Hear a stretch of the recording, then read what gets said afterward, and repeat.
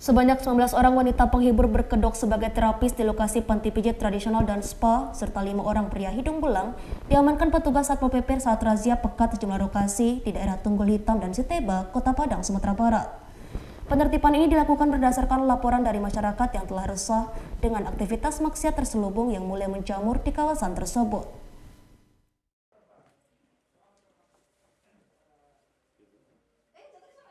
Satu persatu rumah yang dijadikan sebagai tempat maksiat berkedok pijat tradisional di kawasan Tunggul Hitam, Kecamatan Padang Utara, Kota Padang ini dirazia dan digerebek oleh petugas Satpol PP. Di lokasi ini ditemukan sebuah ruangan yang dibuat seperti kamar-kamar yang disekat dengan kain dan dilengkapi dengan kasur yang diduga digunakan sebagai tempat maksiat. Sejumlah wanita penghibur berkedok sebagai terapis beserta pria hidung belang turut diamankan petugas ke mobil patroli.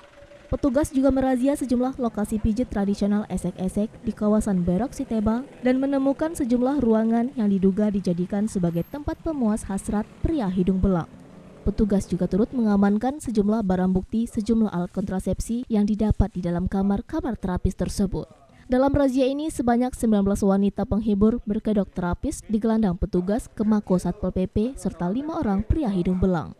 Penertiban ini dilakukan berdasarkan laporan dari masyarakat yang telah resah dengan aktivitas maksiat terselubung berkedok pijat tradisional di lokasi tersebut.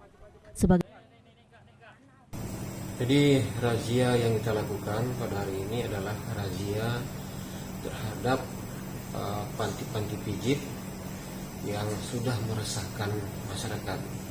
Karena beberapa waktu belakangan ini masyarakat marak melaporkan baik melalui medsos ataupun langsung bahwa ada panti pijit yang beroperasi tidak sesuai dengan tujuan atau rencana panti pijit itu dibuat. Dari Padang, Sumatera Barat, Budi Sunandar, iNews melaporkan.